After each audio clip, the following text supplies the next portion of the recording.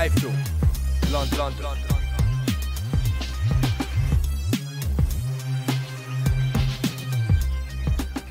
iFILM, London.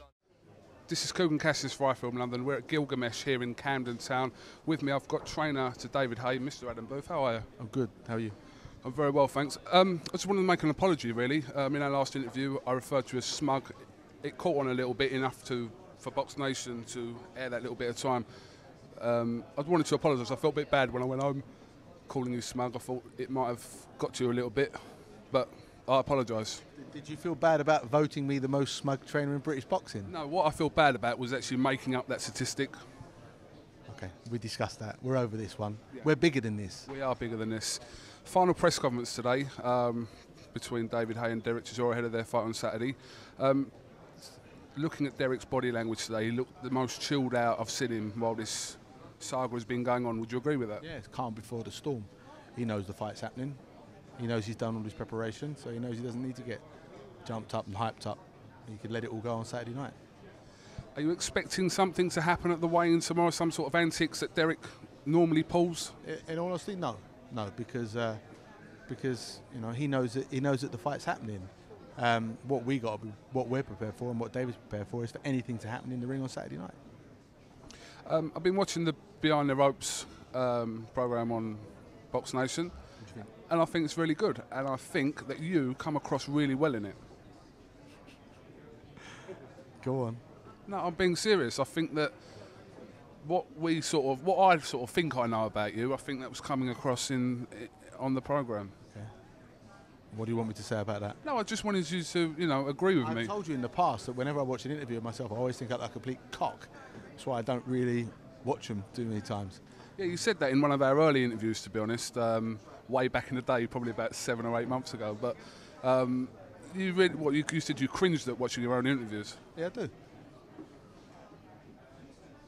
Our interview. Not as much as I cringed at George Groves holding the microphone like he was going to sing his exit on his interview with you, like Manny Pacquiao. I was looking at that thinking, don't do it, George. Don't. I genuinely thought he was going to sing.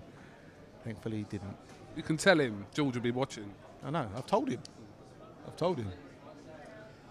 Well, listen, I know we always have a little bit of banter, but today you spoke about something very serious in the press conference about blood tests. So I just wanted to touch on that a little bit. You were saying that boxers should have blood tests ahead of or instead of urine tests.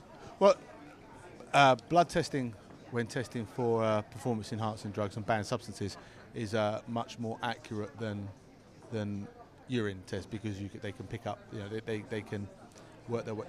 Masking agents don't work as well in the blood as they do with urine, and so it's it's the best way that anyone can prove I'm clean, and the only way this whole bullshit mess is going to get cleared up is if the fighters that everyone look up to turn around and say, I'll do a blood test before the fight to prove that I'm not a cheat. And what I would like is all the main fighters in the world, from light flyweight to heavyweight, the champions and the high-profile fighters, to stand up and say, we'll do blood tests before the fight to prove that we're not cheats. Is it slightly... if we do it with the world champions, then the world champions are proving that you don't need to cheat to get to the top because they've got to the top and they're clean. It's the only way you can do it. Is it slightly alarming that obviously there's a lot of stuff that's been going on in America involving various boxers, but in recent weeks there's been our own boxers involved in this PED situation? Is that slightly worrying, and do you think that we may be hearing about more names coming out of the woodwork about people or boxers that are taking performance-enhanced drugs? You might hear about more fighters at lower levels, but you probably won't be hearing about the higher-profile ones any more than we already are. Should trainers know about it, or do you think they do know about it? That's a difficult one, because you train when you train a man. A man is responsible for himself. Take Don Charles, for example. He was the coach of Ali Adams, who apparently has just failed a dope test. Now, how's Don supposed to know what Ali Adams is doing when he's not in the gym? And if Ali Adams doesn't tell him, how is he supposed to know? Unless he sees the fella taking the banned substances, knowing that what he's taking is a banned substance, How is he supposed to know? He can't. So how can a trainer be responsible? That's a fair point. Adam, I just want to just talk about George Groves before that. He's got a fight coming up in San Jose on the 28th of July. Can you tell us a little bit about this? Yeah. It's a relief that he's going to be back to doing what he craves to do. And I was looking at a number of opponents for this, and he kept saying to me that he wants a proper fight. He doesn't want a fight where he's just going to go and bowl someone over and not really get a test. He wants someone that can cause him problems. And so I've got him someone that can cause him problems, because that's the type of fight he wants to be in. I've got utmost respect for that and his mentality. And now he's got to go and do a job, because Francisco Sierra, who he's fighting, is a puncher. And he's young, he's fresh, he's hungry, he's got a good record.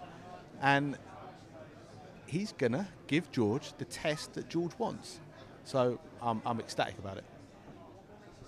That's good. Right. Adam, thanks for talking to iFILM London again. I'm sure we'll see you at the weigh-in tomorrow. And then Saturday night, fight night. Yes, you will. How come you're having a little... What do you think? I don't know, tell me. Who do I want to be like? Seriously? Even me could be like Nigel Benn and Ambrose Mendy back in the 80s. Do you remember when Ambrose looked like Nigel's twin? All I got to do is just get a little bit of sun on the skin. And I need to lose... And I need to lose about 3 stone. 4 stone, maybe even more. I'll put on the height, you lose the weight. That's a deal. How comes you don't train more fighters? Ain't you got time? I've got energy. I'm busted up at the moment from the pads that I've been doing with David, so I've got to fix up and stop whining about that at the moment. I ain't got it in me. Right, I'll tell you what I'm going to do. No, hold on. I'm walking away from the interview. See you later.